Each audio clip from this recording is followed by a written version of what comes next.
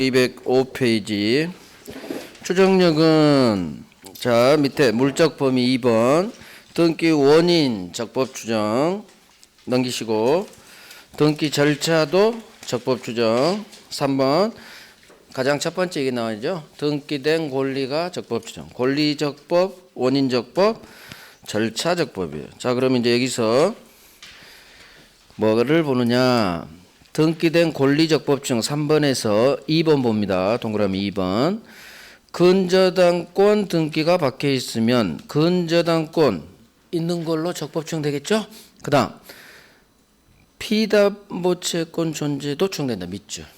근저당, 저당권 등기가 박혀 있으면 채권도 있는 걸로 추정. 이렇게 올려놓습니다. 채권도 있는 걸로 추정. 206페이지 3번 네 동그라미 2번. 첫 번째 줄, 두 번째 줄. 그대로 밑줄 하시고, 그 다음 오른쪽. 제3자의 대리권한 추정. 자, 봐봐요.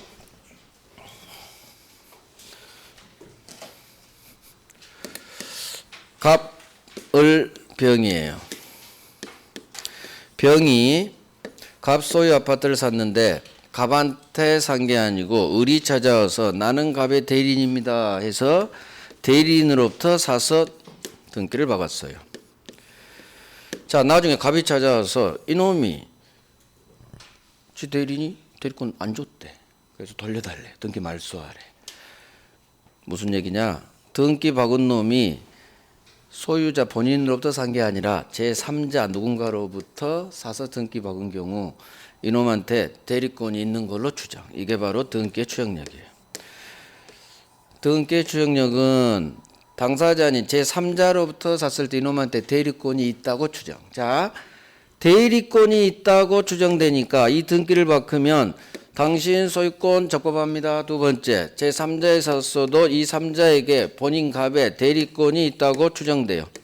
따라서 추정되면 병 스스로 얘 대리권 있어! 지가 입증하는 게 아니라 스스로 입증할 필요 없고 입증은 상대방한테 넘어가 버려요. 추정력의 효과. 추정되면 스스로 입증할 필요 없죠. 따라서 대리권도 추정되니까 을의 대리권이 있는지 없는지에 관한 입증은 누가 한다? 넘어가요. 갑이 해. 갑이 야, 얘 무권들이야 내놔. 얘가 입증해야 돼요. 그래서 이 추정력의 효과예요. 그래서 여기까지 나온 적이 있는데 갑이 입증해라. 여기까지 나온 거 그건 되게 어려운 거였어요. 그래서 지금은 이것만 합니다. 대리권이 있다고 추정. 제3자에게 본인 아닌 제3자로부터 살 때 제목 봐요. 제3자에게 대리권이 있다 추정. 이것만 외워버리면 돼요. 자, 판례박스 한번 볼게요. 제3자가 처분행위에 개입됐다. 얘기는 3자로부터 샀다는 얘기예요. 본인이 아닌. 그 경우 현 등기명인이 그 3자가 전 등기명의 대리인이 주장하다 현 소유명의 등기가 적법히 이루어진 걸 주장한다. 즉 대리권이 있다 추정된다 그 말이에요. 뭐 그냥 제목만 외워버리면 돼요. 자, 두 개를 합니다. 왼쪽 저당권 등기가 박혀 있으면 채권 존재도 추정. 그 다음 오른쪽 제3자한테 샀더라도 이놈한테 대리권이 있다 추정. 이게 등기 추정력의 효과예요. 효과 범위. 자 그러면 왼쪽에 채권 존재는 추정되지만 맨 밑에 근저당권은 계속적 거래관계 기본 법률행위가 있어야겠죠. 물품거래기야. 이와 같은 기본 법률행위가 존재한다는 사실에 대해서는 추정력이 인정되지 않아요. 즉 근저당권 박혀 있으면 채권만 추정되지 채권이 있는 것만 추정되지 기본 법률행위까지 추정되지는 않는다. 30회 때 한 번 나왔어요. 한 번. 그래서 흘러가 이런 거 흘러가. 그래서 기존에는 채권 존재 추정돼 여기까지만 나왔다가 여기까지 나왔어요. 그러니까 지금은 이제 기출됐으니까 봅니다. 채권만 추정되지 기본 법률행위 계속적 물품 거래계약 이 기본계약 존재는 추정되지 않는다. 됐어요. 자, 오른쪽 3번이 아주 중요하죠. 가장 많이 나온 게 3번이에요. 추정력이 어디까지 미치느냐. 전 소유자 매도인 갑에게도 미친다. 갑에게도 미친다. 이 말을 괄호 제목 괄호 권리 변동의 당사자 간에도 추정력이 미친다. 같은 말이에요. 갑이 소유권 변동 당사자죠. 전 소유자 갑에게도 미친다. 즉 모든 3자에게 미친다는 얘기예요. 전 소유자 포함한 모든 3자에게 다 미친다. 이게 가장 많이 나왔어요. 전 소유자 당사자. 자 추정의 효과 추정되면 스스로 입증할 필요 없죠. 스스로 입증할 필요 없어. 입증은 상대방이 넘어간다. 이 정도만 하시면 되고. 자, 어디로 가시느냐? 넘겨서 이제 여기가 중요해요. 추정력이 깨지는 경우. 등기의 추정력이 깨지는 경우가 있어요. 추정력이 깨지는 경우. 자, 이거 이제 처음에요. 언제 추정력이 깨지느냐? 첫 번째, 소유권 이전 등기하고 소유권 보존 등기 이렇게 둘로 나눠보고, 이전 등기의 경우 언제 깨져버리느냐? 이전 등기, 즉 을이 갑으로부터 매매로 이전 등기를 박았다는 얘기죠. 이건 지우고. 을은 등기의 추정력에 따라 적법한 권리적법, 등기 원인적법, 절차적법이 다 추정돼요. 등기 추정력이 인정되는데 언제 깨져버리느냐? 이전 등기 박았을 때 자기한테 판 이 매도인이 이미 죽은 사람이에요. 사망자로부터 격려됐다. 그러면 을이 등기 박은 전 소유자가 매도인이 이미 사망자야. 사망자로부터 또는 존재하지 않은 사람, 허무인으로부터 격려됐다면 추정력이 깨져요. 동그라미 치면 안 되겠다. 깨지는 경우 첫 번째. 이미 죽은 사람으로부터 살 수는 없잖아요. 그래서 추정력이 깨진다는 얘기예요. 이해가요? 이미 존재하지 않아. 세상에 허무인. 허무. 세상에 존재하지 않는 사람한테 등기받았어. 깨집니다. 그래서 스스로 입증해야 돼요. 그래서 사망자, 허무인으로부터 단순하게 나와요. 그렇게 생각하지 말아요. 추정력 언제 깨지냐? 1번. 사망자로부터 격려됐네요. 추정력 인정할 여지가 없다. 그 말이 추정력 깨져요. 사망자. 그 다음 밑에 동그라미 2번. 허무인 밑줄. 간단히 나와. 사망자로부터 격려됐다. 허무인으로부터 격려됐다. 추정력 깨집니다. 이렇게 외우시면 돼요. 다만 세 번째 줄. 1번의 세 번째 줄. 다만 갑이 죽기 전에, 사망하기 전에 이미 을한테 팔았어. 자, 봐봐요.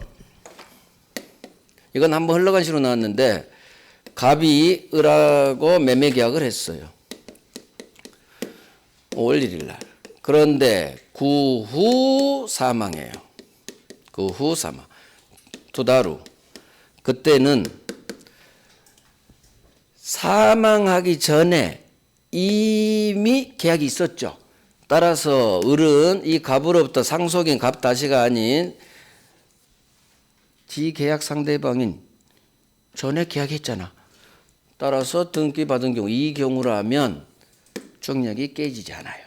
즉 사망하기 전에 이미 산 경우라면, 이 말을 사망 전에 이미 등기 원인이 존재한다면 그 말이야. 자, 봐요. 이 말을 이해만 하면 돼. 세 번째 줄. 등기 의무자 사망 전에 이미 밑줄. 등기 원인이 이미 존재하네요. 그때는 추정력 깨지지 않는다.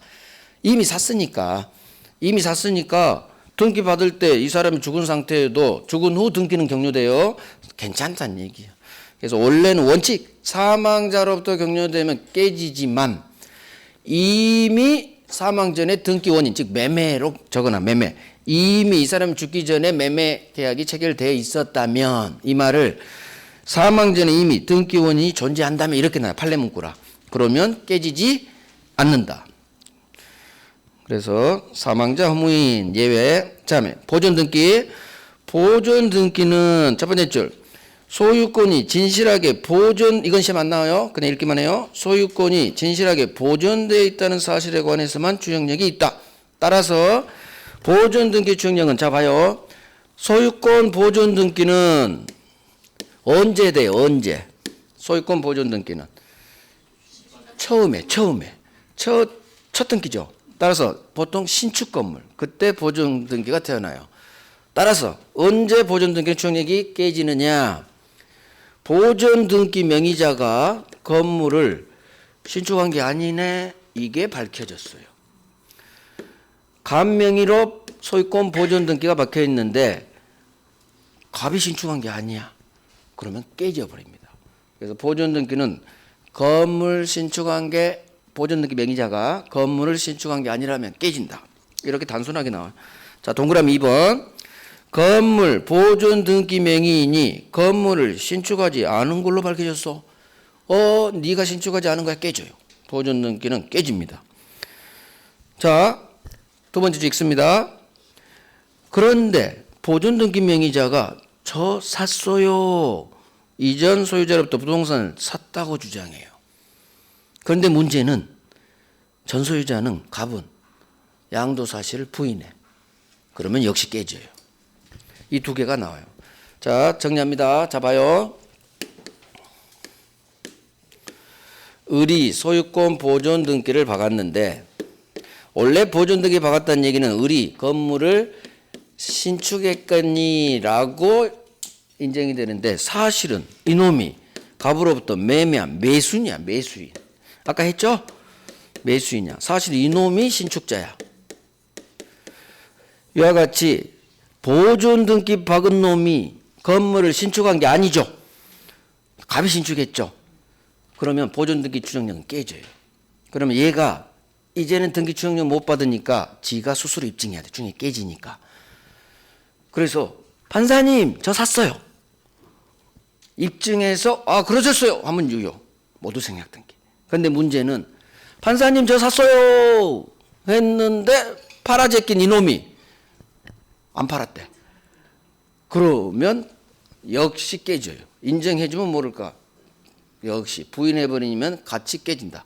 결국 보존 등기 추정력 깨지는 경우는 이 두 개가 나오는데 첫 번째 보존 등기 박은 놈이 신축하지 않았네. 깨져. 두 번째 보존 등기 명의자가 저 샀어요 양수한 걸라고 주장했는데 전 소유자는 양도 사실을 부인해버려. 그러면 깨집니다. 그래서 보존 등기 추정력 이 두 개밖에 안 나오니까 신축하지 않았어? 양도에 저 샀다고 주장했는데 전 소유자가 양도 사실 부인해버렸어? 그러면 인정될 수가 없겠죠. 그래서 부인했다. 오케이. 이 정도 하면 돼요. 자, 두 개가 남았어. 앞으로 가요. 앞으로 가요. 앞으로 가요. 추정력 깨진다. 거기에서 나와야 되는데 여기는 또 앞에 있어. 자, 언제 또 깨지냐? 하나가 더 있어요. 205페이지. 등기추정력 첫 페이지 205페이지 오른쪽에 의의 동그라미 2번이요. 자, 이전 등기 박은 놈이 제출한 계약서가 진정하지 않은 것으로 증명됐대. 자, 계약서가 진정하지 않다. 그거에 저거 위조됐다고. 자, 등기 이전 등기는 추정력이 인정돼요. 근데 제출한 매매 계약서가 위조됐대요. 그러면 추정력이 인정될까요? 깨질까요? 깨야지. 위조되는 게 밝혀지면. 그래서 계약서가 진정하지 않은 것으로 증명됐다면 추정력은 깨진다. 복멸이 깨진다고 같은 말이에요. 한자예요. 그래서 진정하지 않은 것 이렇게 나오면 빨리 머릿속으로 뭐 위조됐구나. 그러면 깨져야겠지 이렇게 이해하면 돼요. 이거 이해하는 거야. 계약서가 위조됐다고 진정하지 않다고 깨집니다. 그래서 이건 깨지는 거야. 하지만 밑에 2번에 동그라미 2번. 자, 등기 명의자가 곧이 등기 명의자가 등기 원인행의 태양이나 과정을 다소 다르게 주장했어요. 추정력 깨지지 않아요. 무슨 말일까? 등기 원인은 매매나 증여나 상속 그런 거겠죠. 등기 원인을 다소 다르게 주장했대. 이때는 깨지지 않아. 저기 위조되면 깨져. 근데 여기는 깨지지 않아. 자, 범죄 흔적. 다소야, 다소. 다소 동그라미. 다소 나오면 무조건 부정으로 끝나요. 조금 과장. 사기 아니죠? 미미. 중요부분 아니죠? 다소 다르게 주장했어. 안 깨져. 깨지지 않는다. 항상 부정으로 끝나. 그래서 조금 다르게 주장한 건 봐줍니다. 이런 식으로 이해하시면 돼요. 조금 다르게 주장하면 봐준다. 깨지지 않는다. 결국 위조되면 넌 깨져. 나쁜 놈. 아니, 조금 다르게 주장했어요. 봐드릴게. 깨지지 않는다. 이것도 외우는 게 아니라 이해하는 거. 됐어요. 주장력 다 했어. 자, 갑니다. 어디로 가느냐? 이제 가등기 갑니다. 가등기. 210페이지. 자, 등기에서 마지막이에요. 가등기. 가등기는 등기법에서 아주 자세히 봐요. 거기서는 한 문제짜리로 나오죠. 민법은 잘 안 나와요. 작년에 또 나왔어. 가등기가 작년에 한 10년 만에 한 문제짜리 나왔어. 10년 만에. 보통은 지문 한두 개 나오는데. 그래서 가등기는 이제 올해는 안 나올 가능성이 99%. 자, 가등기는 그래도 해야 돼요. 지문 하나는 또 나오거든. 을이 채권을 가지고 있습니다. 매매를 했어요. 그러면 소유권 이전 채권이 있겠죠. 또 갑이 정지조건부 증여를 해요. 즉, 을 이걸로 예의 드는 게 좋아요. 을 너 10월에 중개사 시험에 합격하면 점점점 내가 아파트 한 채 줄게. 그러면 을은 정지조건부 채권, 불확실 채권을 가지고 있죠. 채권이요. 자, 문제는 내가 시험에 합격하면 5억짜리 아파트 생길 채권을 취득하게 돼요. 나중에. 그런데 열심히 지금 5월 달에 정지조건부 증여계약이 체결됐는데 시험은 10월이죠. 문제는 이놈이 갑이 중간에 7월 달에 6월 달이지. 딴 놈한테 팔아 제껴버렸다. 매매로 등기를 넘겨줘 버렸다. 그러면 내가 나중에 10월 달에 시험에 합격한들 갑에게 소유권 넘겨. 채권은 있지만 이놈이 이미 남에게 팔아 제껴버렸죠. 그러면 을은 시험에 합격한들 소유권을 못 가져와. 얘는 채권자, 얘는 소유자. 을이 병하게 나 먼저 찜했거든. 너 임마 내놔. 을이 병한테 들이댈 수 있다 없다? 없어요. 얘는 채권자, 얘는 소유자, 물권자. 무조건 물권이 이겨요. 따라서 이와 같은 마찬가지요. 매매 계약하고 소유권 받아야 되는데 이중매매. 팔아 제껴버렸죠. 그러면 등기한 놈이 이겨. 채권자는 서로 평등. 그래서 등기 박은 놈이 이기는 거예요. 그래서 병이 이기는 거예요. 등기 박아버리면. 즉, 이 채권자들은 갑이 배신 때리는 순간 이중매매로 배신 때리든 시험 합격은 준다고 했는데 중간에 7월달에 팔아 제꼈든 어찌됐든 채권자는 소유자 병한테 대항을 먹어야 돼요. 그래서 이 채권을 지켜야 돼. 그래야 열심히 공부하지. 불안해. 팔아 제끼면 공부가 안 돼. 공부가. 감시할 수도 없고. 나는 공부 열심히 해서 합격했는데 그러기 위해서 이 채권을 보전하기 위해서 이 부동산에 가등기를 박아버리면 돼요. 이게 채권을 보전, 지키기 위한 가등기예요. 그래서 을이 5월 1일 날 주자마자 박어. 5월 1일 날 이 채권을 보전하기 위해서 가등기를 박아요. 자, 을은 가등기 권리자. 얘는 가등기 의무자. 그러면 가등기를 박은 을이 가등기 박은 을은 채권자예요. 채권자. 얘는 채무자겠죠. 그래서 가등기 권리자 의무자. 문제는 가등기를 박아놓으면 얘는 안심하고 공부해도 돼요. 이놈이 중간에 그 후에 팔아 제꼈든 어쨌든 나중에 번등기 가등기에 대한 번등기를 10월 달에 7월을 하죠. 7월 달에 박으면 제3자한테도 들이댈 수 있어요. 이게 가등기 힘이에요. 자, 이제 나옵니다. 가등기는 첫 번째, 채권을 보전하게 한 가등기다. 보전 가등기. 나중에 우리 민사특별법에서 배우는 가등기는 돈 빌려준 채권을 담보하기 위한 담보 목적의 가등기. 거기는 담보 가등기. 물권법 등기 파트는 보전, 지키기 위한 가등기. 담보 가등기는 이제 그때 하면 되고. 자, 5월 1일 날 가등기 박았는데 역시나 이놈이 배신 때려요.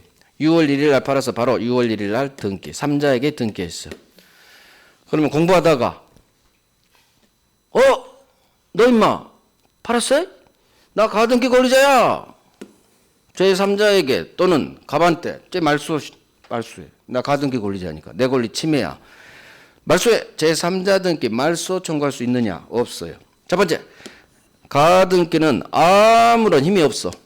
가등기만으로는 아무런 실체법상의 효력이 없다.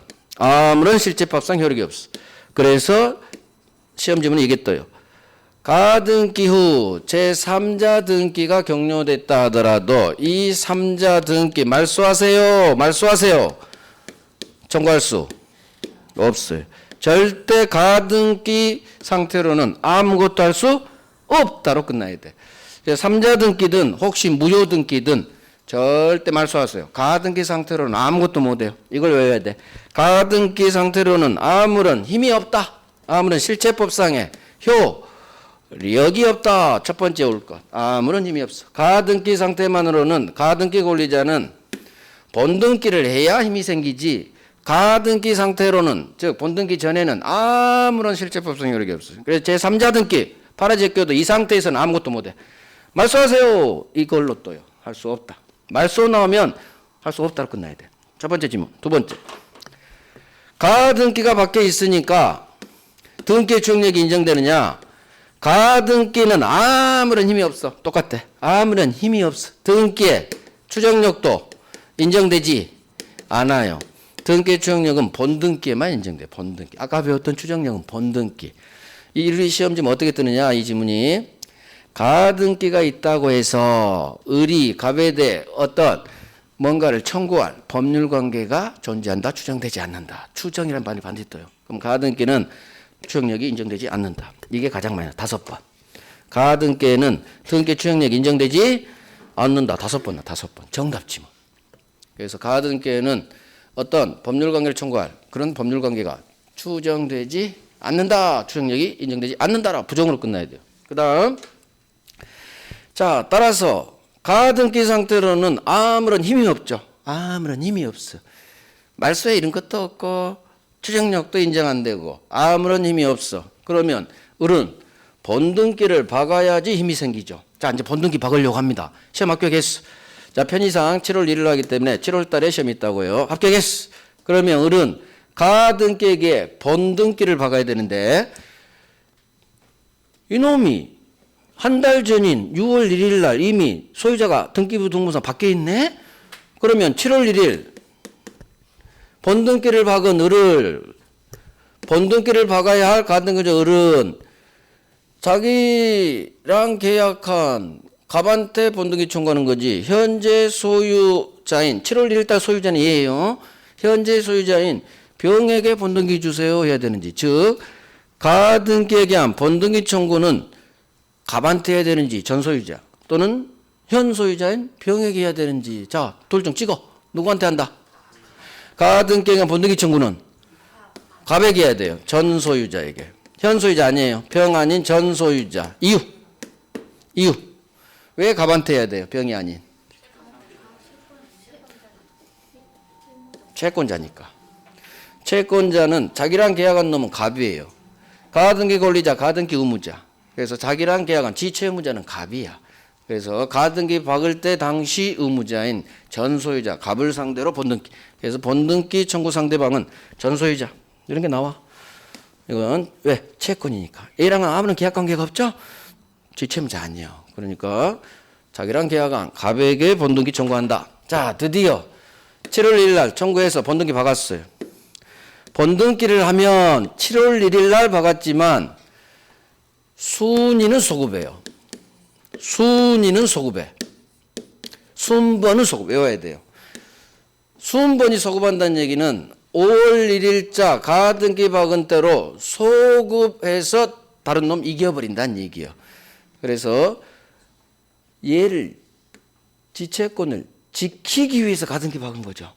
따라서 본등기를 박는 순간 순번이 가등기 박은 5월 1일자로 올라갑니다. 따라서 순위가 소급하기 때문에 가등기 박은 때를 기준으로 다른 물건과의 우열이 정해져요. 현재 7월 1일 기준으로 하면 얘한테 밀려버리지 병한테. 그래서는 안 돼. 따라서 순위를 소급시켜줘. 그래서 가등기 박은 거예요. 따라서 순위는 소급되니까 어디로? 가등기 한대로 소급한다는 얘기예요. 순위는 가등기 한대로 5월 1일자로 소급하기 때문에 이 가등기 한 시점을 기준으로 다른 물건, 다른 소유권이죠. 병. 다른 물건과의 우열이 정해져요. 따라서 가등기 박은 을이 병에 우선한다는 얘기예요. 얘는 5월, 얘는 6월이니까. 따라서 본등기 박으면 제3자 등기는 등기관이 직권으로 말소돼요. 찍 그어버려. 그래야 얘가 소유권 취득하죠. 가등기에게 본등기 박으면 드디어 소유권 취득하죠. 자, 문제는 하나 더 나와. 그러면 본등기 박으면 을은 소유권, 갑소유권을 취득할 텐데 언제 물권 변동, 소유권 변동의 효력이 발생하냐. 물권 변동의 효력은 언제 발생하느냐. 물권은 소유권이에요. 언제 소유권 취득하느냐? 자, 가등기한 5월달로 물권 변동 은율 소유권 취득 여력이 가등기한 때로 소급하지 않아요. 외워야 돼. 물권 변동 소유권 취득의 시점은 소급하지 않고 5월 1일자 가등기한에 소급하지 않고 본등기한 때야. 그대로 외워줘. 본등기한 7월 1일 본등기한 때 소유권 취득. 그래서 순위는 소급하지만 물권 변동 효력은 소급하지 않아요. 본등기한 때 같이 외워줘요. 순번은 가등기한 때로 소급. 순번은 소급. 하지만 물권 변동 소유권 취득 효력은 소급하지 않아. 본등기한 때 발생. 두 번째로 말하는 게 이놈이요. 넘버 원 충격 없다. 가등기는. 넘버 투 물권 변동 효력은 본등기 박은 7월 1일. 이게 원투. 넘버 쓰리 이놈. 실체법상 효력이 없다. 이 세 개가 가장 중요해. 이 세 개. 그 다음 누구한테 한다? 전소유자. 본등기 박으면 제3자 등기는 직권말소인데 이런 거 흘러가고. 민법에서 직권말소가 뭐가 중요해? 등기법은 중요하지만 민법 안 중요해. 또 하나 있어요. 자, 마지막 하나 남았어. 시험이 10월인데 편의상 시험이 10월인데 7월 달쯤 을이 돈이 필요해. 돈이. 시험만 합격하면 5억짜리가 생기는데 당장 7월에 필요해요. 그럴 때 을은 우리 정지조건부 거기에서 조건성부가 미정한 동안에도 지 권리 다 처분할 수 있다. 그게 여기서 작동돼요. 가등기 박혀 있는 이 권리를 이걸 가등기상 권리 이 정지조건부 불확실 채권이죠. 시험 합격이야 생기고 시험 못 붙으면 안 생겨. 이게 정지조건의 개념이에요. 불확실해. 이 불확실한 채권도 조건성부가 아직 정해지지 않은 7월 달에 병한 때 팔 수 있다. 처분할 수 있다. 이걸 가등기 이렇게 나와요. 가등기상의 권리도 제3자에게 양도할 수 있다라고. 가등기 박혀 있는 가등기상 권리 양도할 수 있다. 부기등기 방법으로. 그래서 뭐 부기등기 중요한 게 아니고 가등기상 권리도 양도할 수 있다. 왜? 가등기 권리가 불확실 정지조건 채권이 있거든. 불확실이야, 불확실. 양도할 수 있어. 자, 가등기 다 해버렸어. 하나 더. 아, 이거 어려워. 오래 할래. 하나는 남겨둬야지. 흘러가는 거니까 어차피. 자, 가등기 갑니다. 이것만 해도 여기서 정답 좀 다 나와요. 가등기라는 것은 물권 변동을 목적으로 하는 청구권 보존이에요. 자, 물권 밑줄, 변동 밑줄, 청구권 밑줄. 물권 변동을 발생케 하는 청구권. 이게 뭐냐? 거기다 써요. 물권 변동 발생, 변동 발생, 물권 변동. 거기에 채권이라고. 채권 보존 가등기예요. 소유권 주세요. 그럼 소유권이 변동되죠. 물권 변동을 목적으로 한 청구권이라는 것은 채권이란 말이에요. 그러면 앞으로 물권 변동 청구권 하지 말고 채권 보존 이렇게 계속 있습니다. 물권 변동 한 번 나온 적이 없어. 그러니까 하지 마시고 채권 보존 밑줄. 채권 보존을 위해 가등기 박습니다. 자, 그러면 거기 정지조건부 있죠? 정지조건부 밑줄. 그래서 대표가 정지조건부 채권으로 기억하세요. 정지조건부 채권을 내가 지키기 위해서 보존하기 위해서 가등기 박아요. 따라서 2번 채권에 동그라미 빵 하세요. 채권 보존. 그래야 2번 해결돼. 채권 보존을 위해 가등기가 나오는 거지. 2번 물권적 청구권 보존 위한 가등기는 허용되지 않아. 물권적 청구권은 채권이 아니죠. 그래서 물권적 청구권에는 가등기가 바뀔 수가 없다. 이런 식으로 흘러가요. 이런 거 흘러가. 2번은 흘러가고. 자, 중요한 거. 본등기하기 전이죠. 가등기 상태요. 자, 이쪽. 가등기 상태로는 실체법상 아무런 힘이 없다. 효력이 없다. 따라서 동그라미 1번. 일단 읽습니다. 가등기 권리자 을은 머릿속으로 생각하기에 을 가불병 그려야 돼. 머릿속으로. 을이 가등기 권리자예요. 가등기 박은 을은 지가 가등기 박은 후 이 부동산에 대해 적법하게 소유권 이전 등기란 3자 병 적어요. 가등기 권리자 을 적고 그 후 등기 박은 놈 3자는 병 적어요. 사례 문제로 주로 나와요. 가등기도 나온다면. 그래서 을은 그 후 소유권 지난 3자에 대해서 이 가등기 상태만으로 소유권 주장할 수는 없다. 등기 말소 청구할 수 없다. 그런 거예요. 따라서 3번으로 가요. 같이 연결됩니다. 자, 가등기 권리자는 두 번째 줄 번등기 하기 전에는 즉 가등기 상태만으로는 몇 줄? 무효인, 중복, 보존 등기, 말소 청구할 수도 역시 말소 청구 나오면 무조건 할 수 없다야. 그래서 1번도 저런 식으로 소유권 주장 이렇게 안 떠. 1번도 제3자 등기 말소해 주세요. 말소 청구할 수 없다로 떠요. 우리 시험은. 결국 마지막 3번으로 해요. 가등기 상태만으로는 등기 말소해 주세요. 3자 등기든 무효 등기든 1번이 3자 등기 3번이 무효 등기 어찌 됐든 뭔가 해 주세요. 가등기 상태로 아무것도 할 수 없다. 말소 청구할 수 없다. 1번 3번 같이 묶어서 그 다음 2번이 제일 중요하죠. 가등기가 되어 있더라도 소유권 주세요. 소유권 등기 청구에 어떤 법률 관계가 있다고 추정되지 않는다. 이렇게 끝나요. 별 3개. 결국 2번이 가장 중요한 별 3개. 1번 아무런 실제법 성립이 없다. 결국 다 별 3개예요. 반드시 가등기 알아야 돼요. 그래서 가등기 상태로는 아무런 힘이 없다. 두 번째 추정력도 없다. 순서를 이렇게 하세요. 이 두 개를 외우는 거예요. 실제법상 효력이 없다. 가등기 상태로는 소수는 없다로 끝나요. 할 수 없다. 없다. 추정력도 없다. 인정되지 않는다. 부정. 자 3번 본등기 박았어. 본등기 박았어. 자 3번 1번 가등기에게 본등기를 박으면 본등기 순위는 밑줄 가등기 순번에 의한다. 그대로 밑줄. 이 말이 순위는 소급한다 그 말이에요. 따라서 자 아마 있습니다. 밑줄 하지 마시고 따라서 가등기 후 병등기 같은 3자 등기가 있을 경우 나중에 가등기에게 본등기를 의리 박으면 이 다른 등기는 본등기 을등기보다 후순위로 밀려버리는 거예요. 왜? 순위가 소급하니까 5월 1일자로. 이해됐죠? 그래서 밑에는 이해만 하시고 밑줄도 하지 마시고 순위는 소급한다. 거기 가등기 순위한다. 거기다 적어요. 소급한다고.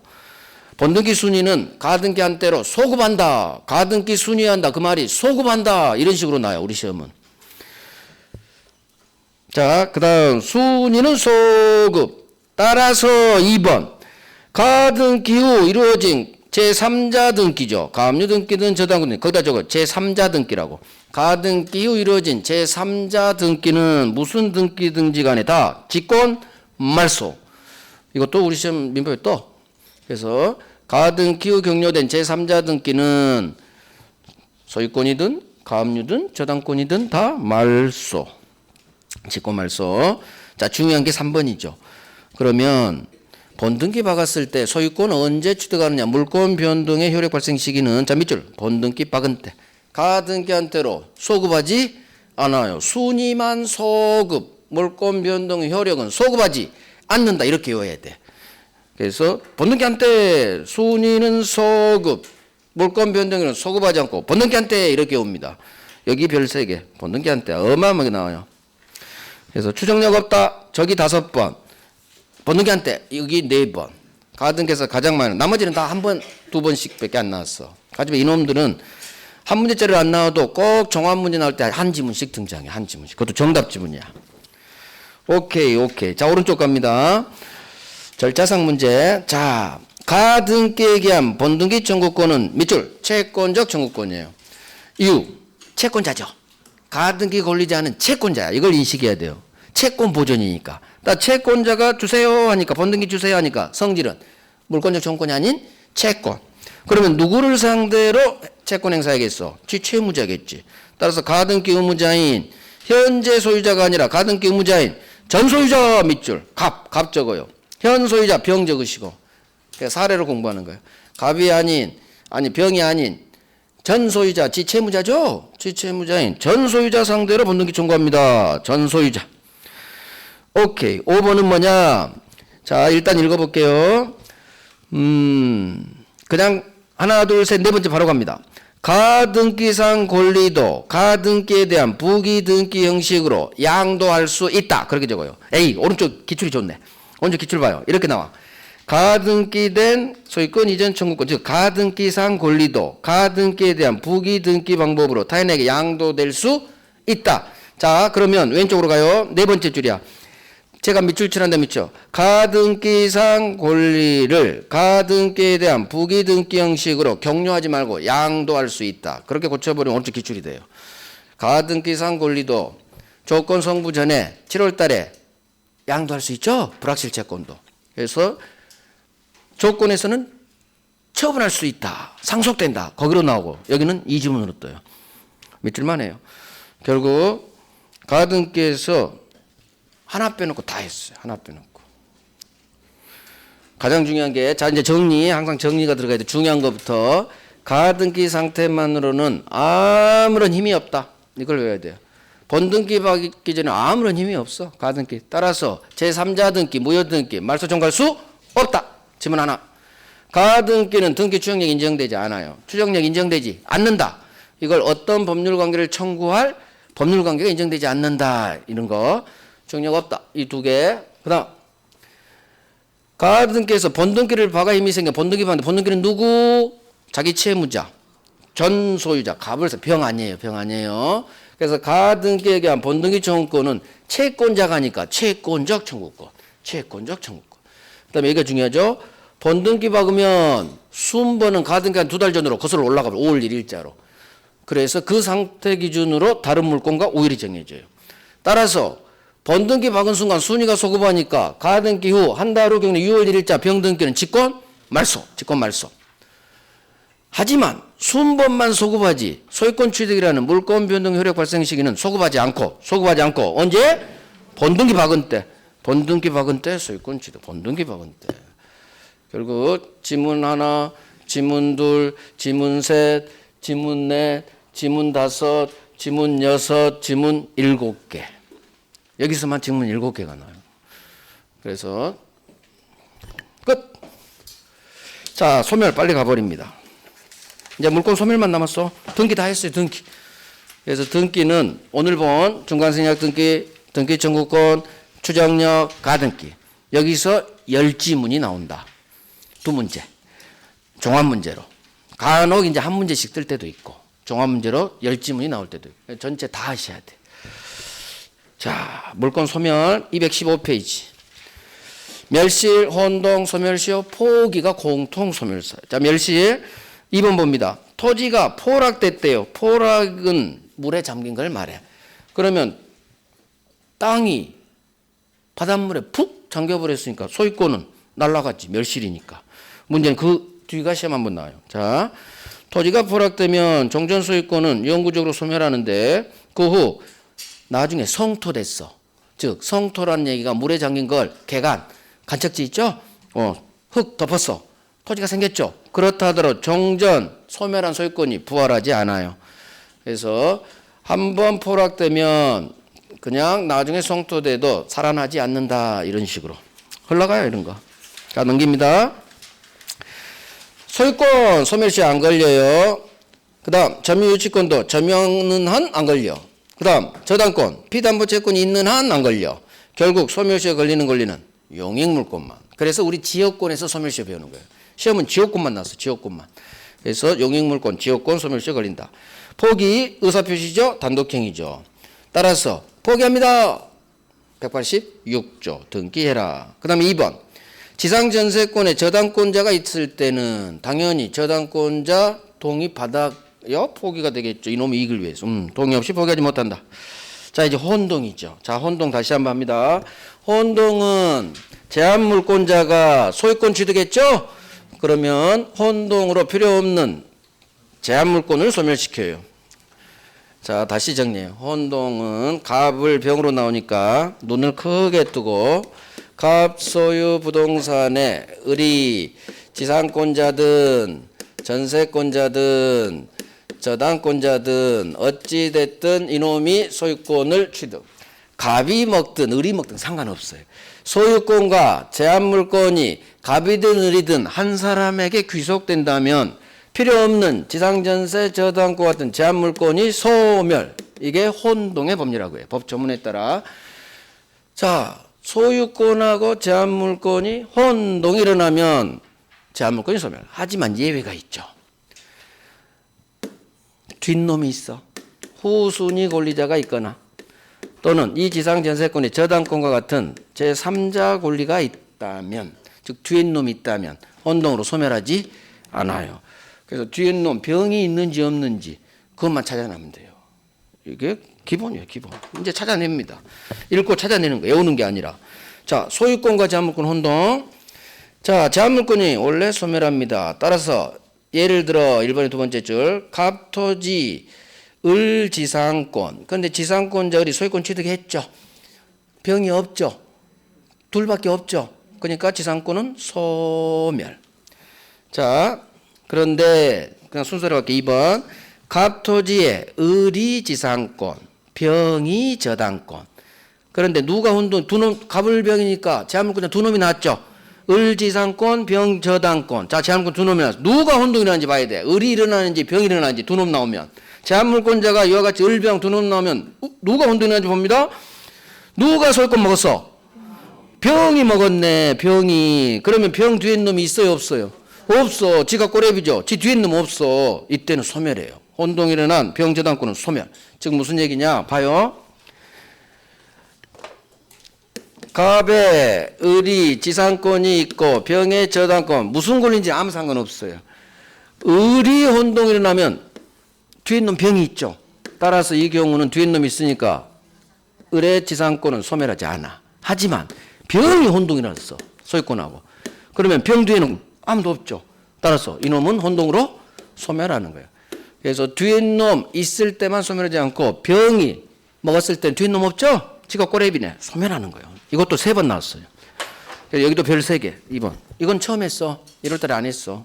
저 책에다 다 해놨어. 1월달에 어디까지 하고 안 하고 표시해놔야 돼. 안 그러면 민법은 분리하지 않으면 진도가 맞추지를 못해요. 그래서 절반 1월달에 하고 절반은 좀 어려운 건 지금 3월에 하고. 그래서 이거 처음이에요. 자, 그러면 혼동은 어떻게 하느냐? 이렇게 봅니다. 갑토지 을지상권 병저당권이죠. 자, 이렇게요. 갑토지 밑줄, 을 동그라미, 지상권 밑줄, 병 동그라미, 저당권 밑줄. 앞으로 혼동 문제 풀 때 이렇게 합니다.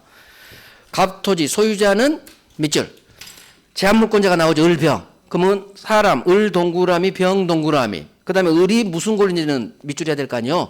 을 지상권 밑줄, 병 동그라미, 저당권 밑줄. 그 다음 누가 혼동을 한지 봐. 병이 소유권 먹었죠. 병에 체크 들어가. 병 동그라미 봐봐요.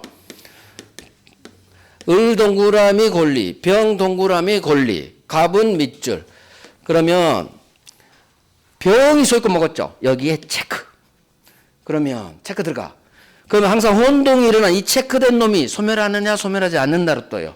그러면 병, 을 다음 병이니까 이 뒷놈은 없죠. 따라서 소멸한다로 끝나는 거야. 뒷놈 없네, 소멸한다. 자, 이 식으로 계속 갑니다. 예외. 1번. 이게 동그라미 2번에 별 3개 하시고, 어차피 혼동은 다 같은 원리예요.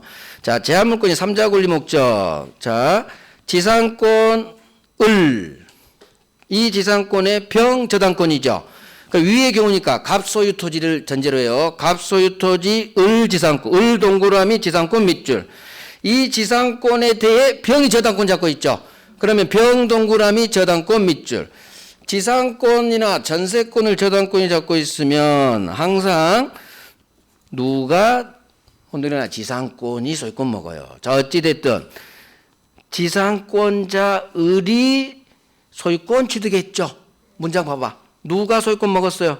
지상권자 을이 병에게 저당권 설정한 후 지상권자 을이 소유권 먹었어. 그러면 을에 체크 들어가. 을에 체크. 을 동그라미 병 동그라미 을 지상권 밑줄 병 저당권 밑줄. 을에 체크 들어갔죠. 그러면 뒤에 병이 있죠. 자기를 잡고 있는 저당권이 뒤에 놈이 있으니까 혼동으로 소멸하지 않는다라고 끝나. 그래서 체크된 놈이 앞놈이면 즉 뒷놈이 있으면 소멸하지 않아요. 자, 그 다음 동그라미 2번 갑니다. 예를 들어 갑토지 갑 밑줄, 갑토지 밑줄, 을 동그라미 1번 저당권 밑줄, 병 동그라미 2번 저당권 밑줄. 자, 누가 혼동이 일어나는지 봐. 누가 혼동이 일어나요? 누가 소유권 먹었다고? 을. 그럼 을에 체크 들어가. 그러면 을이 1번 저당권자죠. 혼동이 일어난 이 을의 저당권이 소멸하느냐 소멸하지 않느냐 떠나는 거야. 그러면 뒤에 놈 병이 있죠. 그러면 을의 권리는 소멸하지 않는다로 끝나는 거야.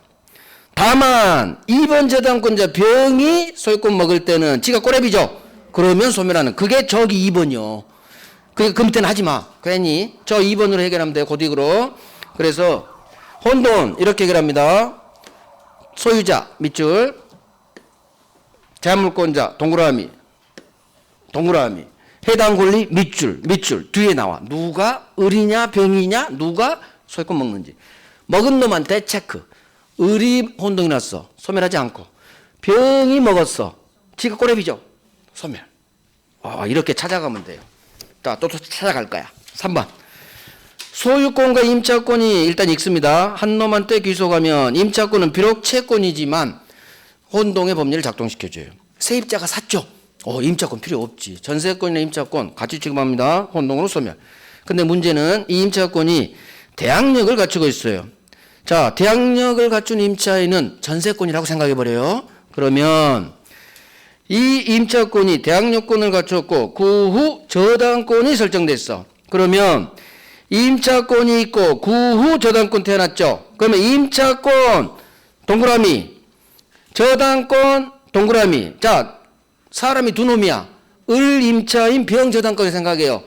임차권 동그라미 그 후 저당권이니까 순서가 있죠. 자, 누가 소유권 먹었어? 혼동이 났어. 임차권의 체크.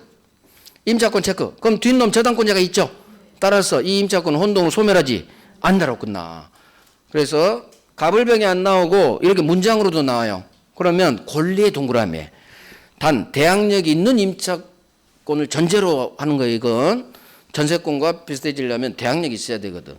그래서 임차권의 체크들을 하니 뒤에 놈 저당권 있네. 뒤에 놈 있으니까 소멸하지 않는다. 됐어요. 밑에는 하지도 마시고. 그건 나중에 할 거고. 그 다음 다 했어요. 자, 이제 제한물권 대 제한물권 혼동 얘기합니다. 처음이죠. 자, 봐요. 이거 지금까지 본 게 소유권하고 제한물권이 혼동이 나온 건데 이번에는 전세, 을이 전세, 갑소유 부동산의 을이 전세. 문제는 을이 지상권하고 전세권은 저당권 담보대출이 가능해요. 그죠?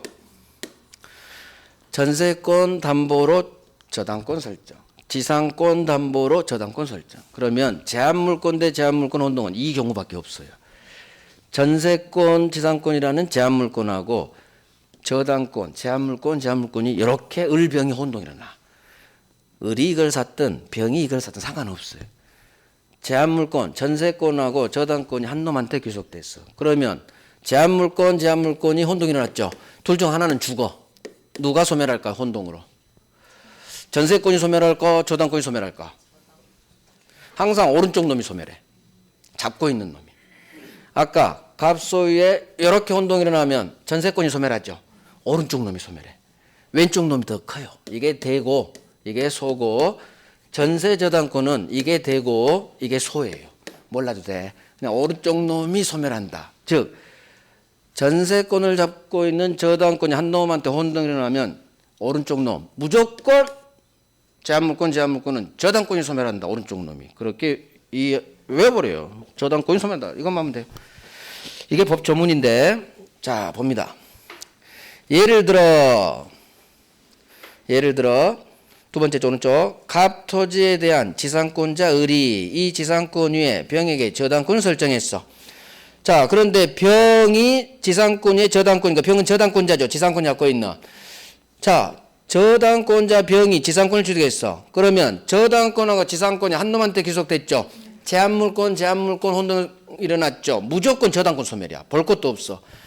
소유권이 아닌 제한물권끼리 혼동이 일어나면 무조건 지상 전세권을 잡고 있는 저당권이 소멸한다. 그대로 외워버려. 저당권이 소멸한다. 잘은 안 나와요. 소유권이 주로 나오고. 저당권이 소멸. 자, 4번 갑니다. 혼동으로 소멸하지 않는 거. 자, 봐요. 혼동은 소유권하고 제한물권. 제한물권 대 제한물권이 한 놈한테 귀속도 일어나. 자, 점유권. 혼동으로 소멸하지 않아요. 법 전문이에요. 점유권과 본권은 병존하죠. 따라서 점유하다가 내가 소유권 먹었다고 점유권이 사라지지 않아요. 점유는 점유하고 있는 한 계속 유지하죠. 자, 점유권 혼동 소멸하지 않아요. 또한 광업권이 있는 놈이 새 살다가 산을 사버렸어. 광산캐는. 그러면 광업권하고 토지 소유권이 한 놈한테 귀속됐죠. 광업권 역시 소멸해. 혼동으로 소멸하지 않아. 이유. 광업권도 제한물권이 아니잖아. 점유권도 광업권도 제한물권이 아니요.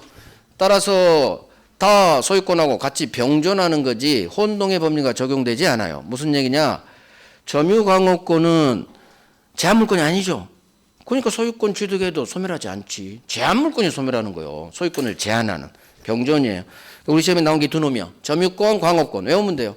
점유권, 광업권은 혼동이라도 소멸하지 않는다. 그 다음 오른쪽 혼동 효과. 혼동 법률 규정 187조 적어요. 187조. 거기서 나와. 187조에서. 혼동은 187조의 법률 규정이죠. 지금 등기 없이 바로 소멸. 당연 소멸. 등기하지 않는다. 밑줄. 187조 적으시고. 그 다음 마지막 2번 하나 봅니다. 자, 어디 갔으냐? 두 번째 저 오른쪽 갑니다. 근저당권자가 소유권을 취득했어요. 그러면 근저당권 혼동으로 소멸하겠죠? 그런데 그 후 소유권 취득 이 매매 계약이 무효로 밝혀져 버렸어. 소유권 취득이 무효로 날아가 버렸네? 그러면 소유권 취득 못 하겠죠? 혼동으로 저당권 소멸했는데 어떻게 괜찮아요? 살아나요? 부활한다. 자, 그 뒤 소유권 취득이 무효로 밝혀지면 혼동으로 소멸했던 저당권은 부활한다. 됐죠? 혼동이 나서 소멸됐는데 소유권 취득이 무효로 날아가 버렸어. 그러면 살아나야지 뭐. 부활한다. 그래서 혼동에서 부활한다가 나. 부활한다. 아멘. 부활한다. 아멘 맞는지 뭐. 부활하지 않는다. 아닌데 나 아멘 했는데 이렇게 혼동에서 소유권 취득이 무효로 밝혀졌다. 혼동으로 소멸한 저당권은 부활한다. 이 지문이 뜨면 속으로 아멘 하고 맞는지 뭐 하면 돼요. 부활한다. 그래서 혼동은 아까 이렇게요. 밑줄 동그라미 누가 혼동이라냐? 을 아니면 병이요. 둘 중 하나죠. 체크. 을에 체크를 하면 뒤에 놈 병이 있죠. 소멸하지 않아. 근데 뒷놈에 체크되면 당연히 지가 꼬랩이니까 소멸. 임차권 저당권 나왔어. 임차권의 동그라미. 그 후 저당권의 동그라미. 항상 임차인이 소유권 취득이에요. 뒤에 놈 있죠. 소멸하지 않아. 그래서 혼동은 문장을 읽고 동그라미 체크. 그러면 해결돼요. 그다음 제한물권은 저당권이 무조건 소멸한다. 오른쪽 놈이 소멸해. 그래서 제가 그림 그리잖아. 지상전세권을 담보로 저당권 설정하죠. 이걸 목적으로. 저당권이 오른쪽으로 오죠. 이 그림을 그으면 돼. 오른쪽 놈 소멸하듯이 이 둘 사이 제는 오른쪽 놈 얘를 잡고 있는 놈이 소멸해. 전세권이 잡고 있죠. 오른쪽 놈이 소멸. 그래서 뭐가 소멸하더라 이렇게 헷갈리면 그냥 오른쪽 놈 저당권이 소멸 이렇게 하면 돼. 그러니까 점유광업권은 제한물권이 아니죠. 혼동의 법리가 작동되지 않아요. 제한물권 아니니까. 병존해. 내가 광산 임야를 산을 금캐는 산에 새 들어 살다 돈 많이 벌었어. 산을 사버렸어. 그러면 광업권 소멸하면 어쩌자는 얘기야. 더 계속 해야지. 그래서 소유권 취득도 광업권이 소멸하지 않아요. 내가 점유하다가 샀어. 소유권 취득했죠. 점유권은 사라지지 않아. 그래서 제한물권이 아니니까. 혼동의 법리는 소유권 대 제한물권. 제한물권이지. 점유광업권은 혼동의 법리가 작동되지 않아요. 병존한다 그래요. 같이 병존, 같이 존재. 자, 이렇게 해서 우리 물권 총론 다 했어. 10분간 쉬고 점유권 갑니다.